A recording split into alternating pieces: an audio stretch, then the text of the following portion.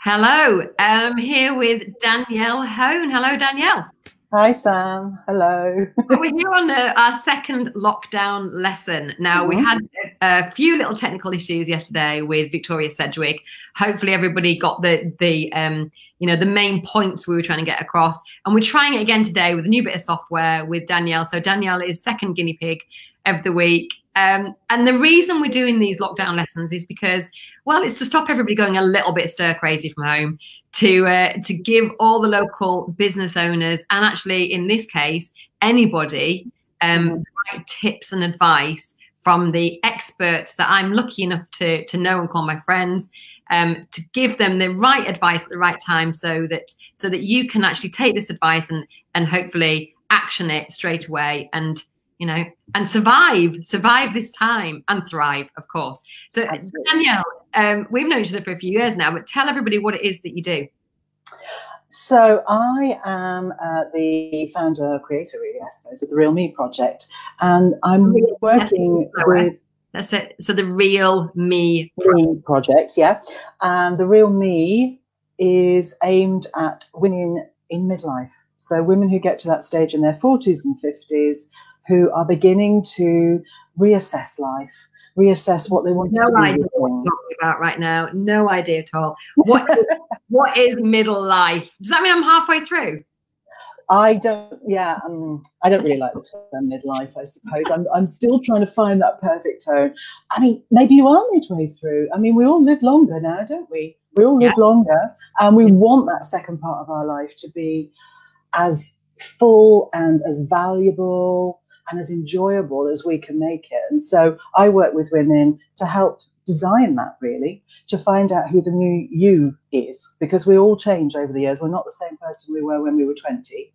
And when we're in our 40s and 50s, we have different priorities. But sometimes it's difficult to work out what they are. So I work with them to kind of design a new brand, a new personal brand, not a business brand, kind of who do I want to be and what do I want to do. That's lovely. And I think it's so important, isn't it? Because we are reinventing ourselves through our lives. I mean, I'm 51. And when my mum was around about my age, I thought she was really old. Even looking back now, she's not as young as I feel like I am, and wasn't as fit and active, and didn't go out getting drunk still. Not that I would ever do that, but I think there's a whole generation of I don't even know what we call ourselves. It's the baby boomers kids, isn't it? Yeah, I think it's officially Generation X or something. Oh, okay, I'll go with that. But I don't know that anybody really knows what Generation X is, but I think officially it is. But you're absolutely right. I remember a picture of my nan holding me. I must have been just like a few weeks old, and she's holding me, and she looks about 60, and I was thinking she must have only been in her early 40s at the time. It's just so different now, isn't it? We have a longer life, most of us, and we want that to be the best it can be. And what a fabulous opportunity. Well, it is. And actually, though, I suppose that's a double-edged sword, because even though it's a massive opportunity, it also comes with an expectation to carry on. So whilst our parents and their parents might be winding down, we're winding up. We're winding up. We're going through our bucket list. We're traveling to far off places. We're doing daft things. A lot of my friends who are in the 50s and the 60s, and they're still running up fells, and absolutely. So how can we deal with that sort of balance of expectation and the responsibility we feel to ourselves to do everything we want to do?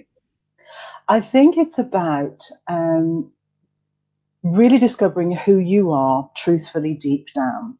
And that was one of the things I wanted to talk about today. Part of my tips was to really just know yourself. So there's a lot of pressure, as you say, to run a marathon or keep going, or, and that's fine if you want to do those things, but do you really, really want to do those things?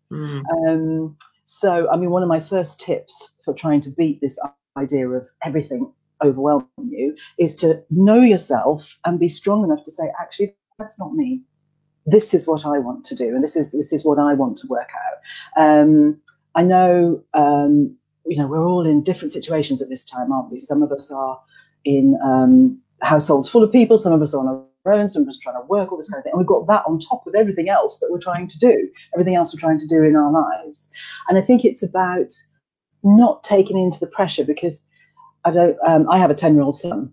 So as soon as the schools were closed, I was overwhelmed with very well-meaning homeschooling tips.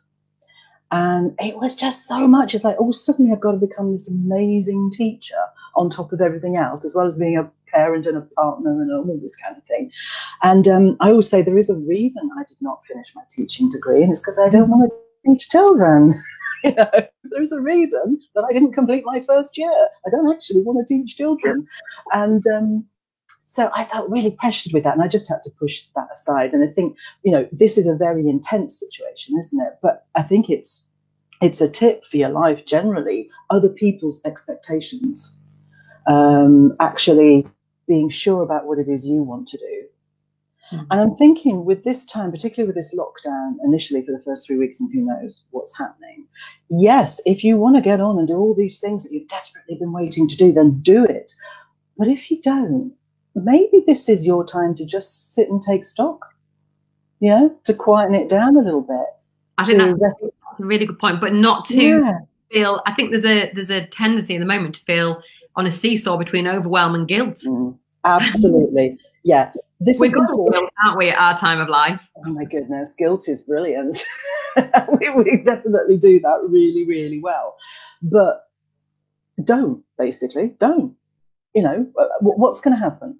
If you don't sign up to that online course and complete it in 3 weeks when you're stuck at home, is anything really going to change? It's just a period of time, isn't it? And just take a little bit of stock, and just maybe this is your time for thinking and planning, rather than being overwhelmed with doing. I have seen lots of pictures of husbands painting wardrobes and windows. Yeah, that's fine. I don't have a husband do that stuff, so I don't have that kind of pressure in my household. But I think as well, there is a danger of comparison, isn't there? So we know the lovely Susie Anton. She's got 2 little kids. She was up on the fells at 5 a.m. yesterday morning. And then I'm thinking, oh my goodness, it's 7 o'clock. I'm already 2 hours late. It's ridiculous, isn't it? It's ridiculous. And then last night I sat and did a jigsaw and went on Zoom with some of my best friends and had a glass of wine. So, and you know, and I felt great. So I think it's about listening to, well, you know the tip better than me, sorry. But for me, it's listening to what I do, feeling productive, not feeling like I've got to do something every minute of the day. You absolutely don't. And I think that pressure to be like someone else is always there, you know, whether we're in lockdown or not, isn't it? It's always there. And I mean, you know, my son, we try to go for a walk at about 7 every morning because we seem to be up really early. The day is just weird, isn't it, at the moment? So we go for a walk about 7, but we have to drag him out. He really does not want to go. It's a lot better that you said that. Yeah, no, it's fine. You know, it's fine once he's there, but he really doesn't want to go. And it's, it is that pressure. But I think it's really hard to let go of the guilt, but it's just so important, because guilt is not helping you. Guilt is just stressing you even more, making you more anxious and more overwhelmed. It has no positive effect on you. No, it really doesn't, does it? It's just an emotion. And actually, I really like, I don't know if you've seen them, but and the photographs now. So the lovely Linda Stott, who I'm sure you know, I loved her post the other day. She took some video of some farm, and she's got her own business. And she took a video of the lambs, and then she showed her kitchen, which was a bomb site. Thank God for Linda. And she showed the chair she'd been sleeping in. She said she hadn't showered for a couple of days. And I just thought, thank God, it actually gave me permission to not feel like I had to reach that pressure point every single day. So is that the tip then, to know yourself and to be kind to yourself? Is that what we're saying? I think it absolutely is. And also, I suppose, to know the people around you, particularly if you are in a house with lots of people, it's to let them be themselves sometimes, and not pressurize them to do certain things at certain times, and just let them be a little bit. I mean, I realized I had a bit of a tough week, and I realized it was what I call day 4 of the holiday. So we'd all been at home 4 days, and what always happens when we go on holiday on day 4, my son and my partner have a huge row. and it all is terrible, and we all want to go home, and then it's fine. So we had day 4 this week of being at home, but it's kind of, normally I would get in there and try and sort it out. And I just thought, no, I'm just going to step back and just, everybody just needs to get this out and then calm down, and then they'll be fine. And it's kind of knowing them as well as knowing you. That's lovely. And actually just giving them permission just to do what they need to do, chill out, and, you know, not to judge them, just the same as we try not to judge ourselves. Absolutely. We all need that release to do whatever it is that makes us feel good. Just because you don't like it, you know, let them do it. Let them do it. Okay, so that's tip 1. So tip 2? Yep. No, tip 2 was to control what you can and just let go of what you can't. Because one of our problems, of course, is it's almost changing daily, isn't it? What we can do, what we can't do, all this information coming in. So the little control that you can have might be to put some structure into your day. Now, you know, perhaps you don't want to get up and get dressed in your full normal work gear as such, but, you know, do get dressed, do brush your teeth, do remember to eat, have a little bit of structure and control certain things. So, but be flexible to that changing. So one of the things with this pressure to be doing stuff all the time is you could maybe write a list. If there's a big job that you feel you ought to be doing in this lockdown period, if it's a big job, write down all the little micro things that you have to do to achieve that job, you know, the end result. And then just say to yourself, right, I'm going to do the first 5 of those today. You know, no pressure. I'm just going to do the first 5, and then I'm just going to relax or whatever. Well, one of the things that I do with my clients is I get them to write a list of those annoying little jobs around the house, like change that light bulb or sew that button on or whatever it is, that's just taking up brain space. Just getting you stressed out.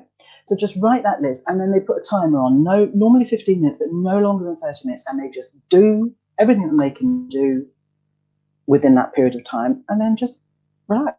That's it. You've done a section of it. You know, tomorrow you can do a bit more of it. You don't have to do everything in one go, but it does give you a bit of structure to the day. But then if you feel like you want to carry on, then carry on, do some more. But it's about not overloading. So you say you take a big job and break it down, or take all. I've got a coach that calls these tolerations. I'm tolerating the desk. I'm tolerating, you know, I haven't changed my bedding for too long, that kind of thing. The things that you're tolerating, write down those tolerations, and then just pick them off one by one. So don't overwhelm you. Yeah, definitely. So you've got a little bit of control there, but you've got the flexibility to say, I'd like to do more today, or that's it, I've done my time. Yeah, so that's fine.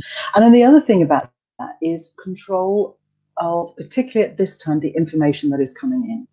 Yes.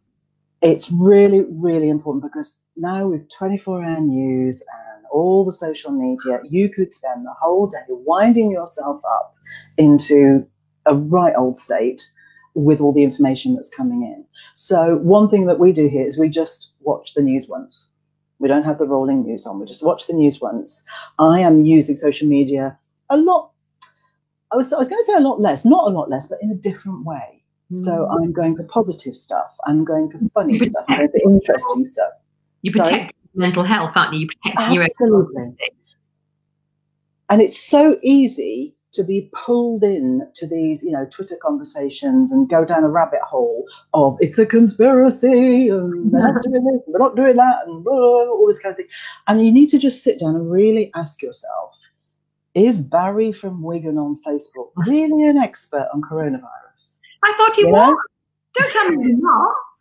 I'm sorry, Sam. I'm sorry to break this to you. But is he really the expert? No, he just has an opinion. And the thing is, you feel like if you're taking part in it, go, oh yeah, this is terrible, this is terrible. It is, initially it feels like a release, but it isn't a release. All you're doing is winding yourself up more and creating more tension within you and more overwhelm. It's not a release. No, to get into these. I think it is, don't you? And actually, I've been reading some stuff from the Wuhan province saying what they learned from their lockdown time, because they were in lockdown 6 weeks, weren't they? The first province in China. And, you know, every single time consistently they're saying, have a ration of media. You know, don't just expose yourself to media all the time, because it can be very anxiety producing. Absolutely. I think it's Izzy, isn't it, that says that she's struggling to sleep at the moment. That's how, you know, so it's about protecting yourself from this negative cloud. It absolutely is. And it needs to be a trusted news source, you know, whatever your trusted news source is. There is actually, I've just found a website called fullfact.org. I don't know if you know this. Okay, it's an independent website that fact checks. So yeah, I've only just come across that. So I've not had a proper look. We'll put it in the comments as well. Yeah, fullfact.org. Fullfact.org, and they a UK independent fact checking website. So if you really do want to know something, or you are querying something, then check it out. Can everybody stop sending these messages around as well? These little videos and alerts. And oh my goodness. Honestly, when my phone pings, I'm looking forward to a nice message from a friend. And then I see one of these round robins. It's driving me insane. So those are the kind of things you have to protect yourself against, aren't they? Do you know what? I never did them prior to this. I really don't like that. Send this to 20 friends, and if you don't, I know you all don't care kind of things. Is that what you're thinking of? Also, those alerts, people I've not heard from for years, that it's okay to send me a message saying, alert. Did you know that by holding your breath for 10 seconds every hour, you can reduce the, we just don't need it, do we? And that's the kind of pressure we're talking about, isn't it? I think yeah, absolutely. And I think if you can, you turn off your notifications, you turn off your alerts, if you're able to do that, and you check it twice a day or something, and do with it as you will. But it's taking that control, and just not getting pulled into it, because it will not help. It will not help. Brilliant. And it won't help you at the end of all this be a stronger person, which is hopefully what we all want to be, or even just to have survived with our mindset. I do actually think a lot of good stuff's going to come out of this. I do. I don't think it will be easily won. I think it'll be quite hard, but I think a lot of good stuff's going to come out of this. I must admit, I was talking to Ali Tordoff yesterday on FaceTime. I'm sat at my desk. She's outside in the garden. She's sunning herself. She's got kids, dogs. She looks like she's having a good time. And, and maybe now is that time, like you said originally, maybe now's that time just to kick back, off ourselves, notice the sound of the birds that suddenly seems to be a lot louder. It does, doesn't it? Yeah. Nature is allowed to come back in again. And I don't think it is any louder. I think it's us. I think we're just being more present. Just actually listening. So what's your next tip, Danielle?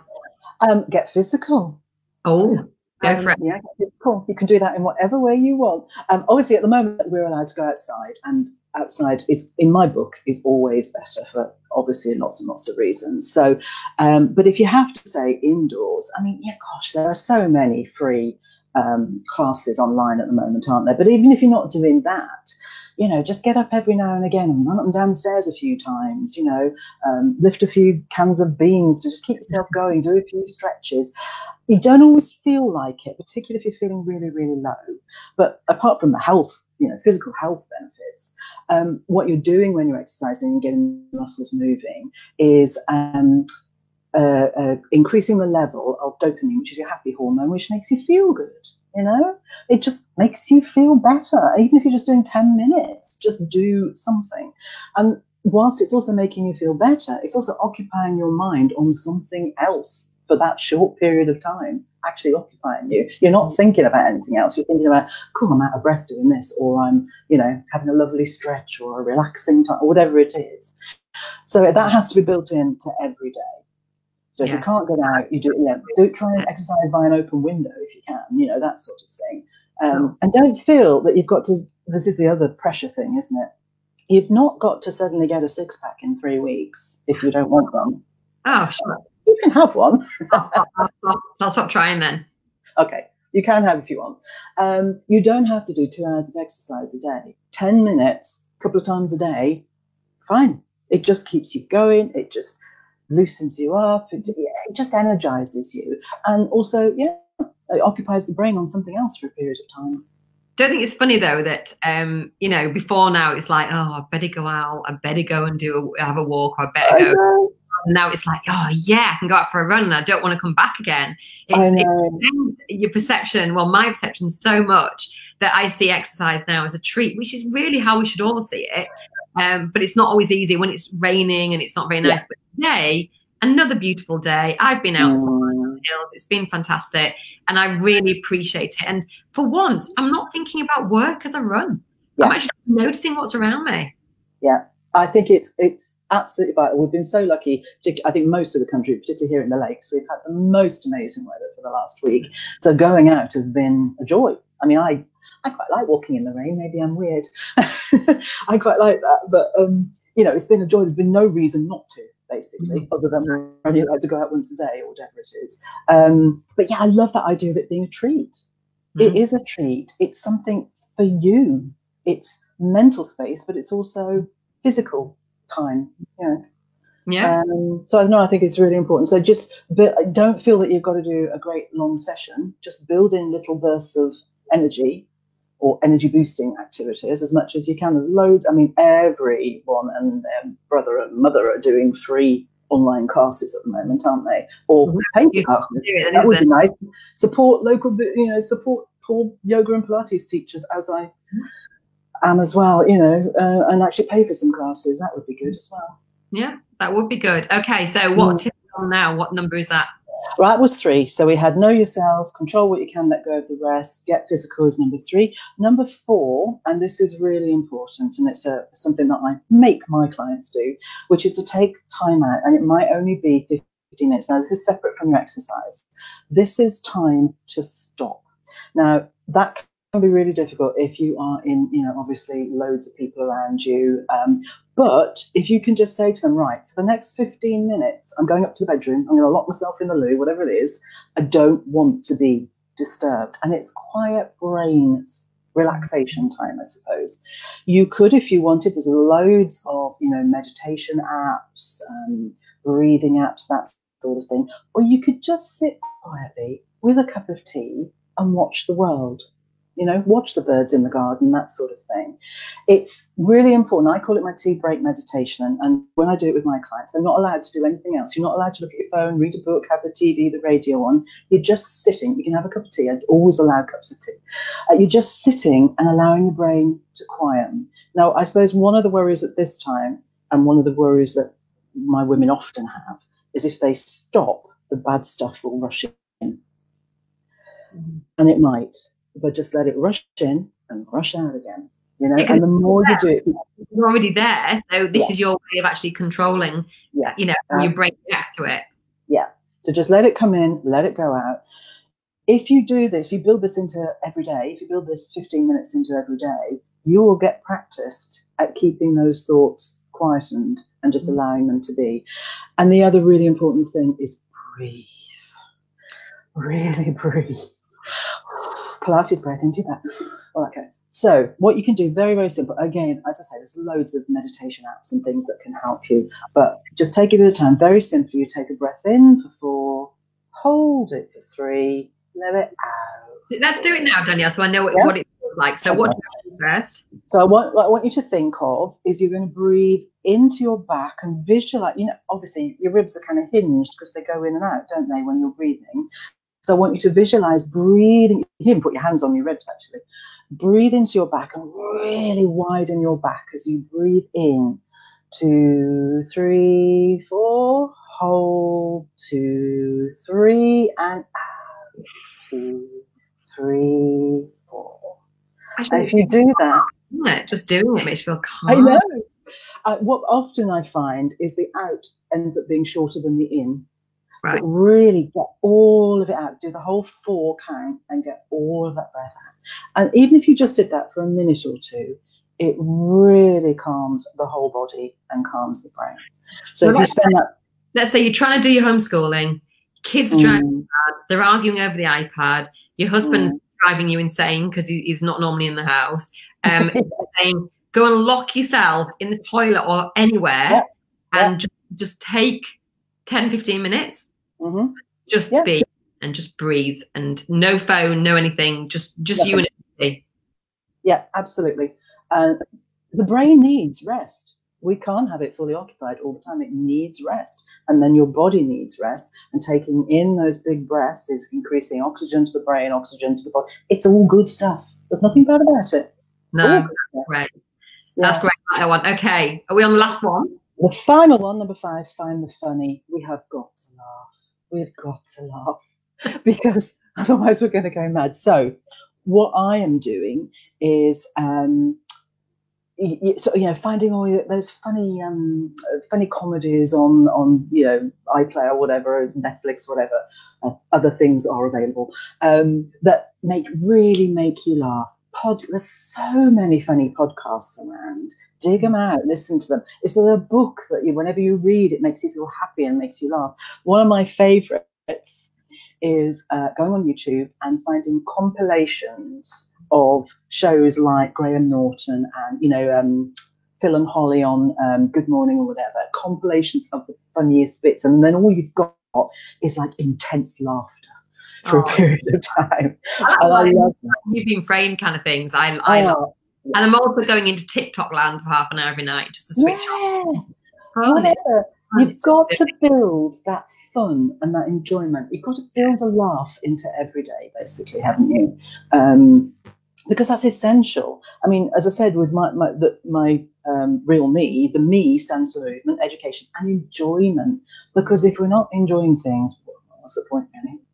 And also, I think, I don't know about you, but I'm missing my friends at the moment. And, I'm missing going out and having a little wind down drink, maybe popping up to the Smith for a pizza with my friend Sharon, and just those things that I did normally. And I'm starting to really miss them. So actually jumping on a Zoom or a house party, if you know that app, and just having a bit of a laugh with them, I think it just releases it. Last night I was on for about an hour and a half, and I didn't realize how much I needed it. I came off feeling like relaxed and chilled, but happy at the same time. And it was a real energy boost for me, a real mood boost. And I hadn't realized how much I needed it until I did it. And I think that's really important because we're all different. Some of us are introverts, some of us are extroverts, some of us really need people, some of us don't. And myself, I'm quite introverted. I lived alone for 11 years and I flipping loved it. I absolutely loved it. I quite like living with as I am now, but I was quite happy in my own company. But even I am realizing I had a group WhatsApp call with 2 of my closest friends yesterday, and even though we're all in quite difficult situations, that was a laugh and that was lovely. And we talked about this holiday that we're going to have eventually when all of this is over, and it is really important, even if you're not normally somebody who reaches out like that, to do that, even if it's just for 10 minutes, just reach out and have the laugh. You're so right. You've got to have the laugh. You really have. And I think that's great. So let's just quickly recap them all. Yeah. So know yourself, and I suppose being accepting of others, I would add on to that. So don't as much as you can, don't give in to that guilt and that pressure to be domestic goddess, perfect parent, perfect teacher, etc. I'm not a very good cook. Yes, thank goodness I'm not a very good cook. Control what you can, let go of the rest. Yes, do have a structure to your day. Otherwise, I mean, you'll be going to bed at 5 o'clock because you're bored and not quite sure what to do. But have the flexibility to change it. You might want to break those big tasks down into little tasks and then time yourself, give yourself things to do.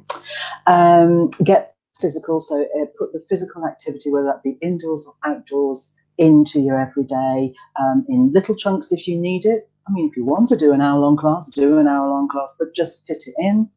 Take the time out. So find that 15 minutes and just say if you've got other people in the house, do not disturb me for 15 minutes. I'm locking the door. You're not coming in. Do the breathing, calm the brain. And then the final one, have a laugh. Find something to make you laugh. Find some terrible jokes. Find some YouTube. You've been framed, whatever, and just make sure you're laughing. Oh, they're fantastic tips. Thank you. And you've also got a really useful offer. I use that word loosely, that you'd like to make to people as well. Really generous, because I think there's a lot of people that are in the situation that we've talked about, but a lot of people, I think, feel like they've got such a specific situation that they're coping with right now. I've got a friend who's got 5 kids under 10, no garden, one of them's autistic. Big things, they're very specific issues. And Absolutely. you can't just say, you know, pull your socks up and get on with it. We have to, you know, we have to acknowledge the fact that she's in this very difficult situation. And of our friends are in lots of situations that mirror those, very specific to that person. And I think that it really probably would help somebody just to talk it through with an experienced coach like you that can maybe just help them make sense of how to handle it and how to cope. Absolutely, yeah. I'd like to offer them. Well, I would love to offer a free 30-minute call where we can get down to the specifics of what you need, what your situation is and what you need. And we can talk about any techniques that may be useful for you. Sometimes just having someone else to talk to clarifies it in your own mind. So but yes, I would love to offer anybody who's feeling a bit overwhelmed and a bit I don't quite know what to do and I don't really know who to talk to, a free 30-minute call over Zoom or whatever. But if you go to my website, The Real Me, remember it's the EE.com, you can either contact me there or you can book an appointment from the website into my calendar, and we can have a chat and see if we can help you. Oh, that's lovely. And I'll make sure we put all these notes in the notes of the live. And I know I said to you, it will be 10 minutes, Danielle, max. And look at that, 31 minutes. It's such good stuff. I couldn't shorten it because we need to hear this right now to keep us sane.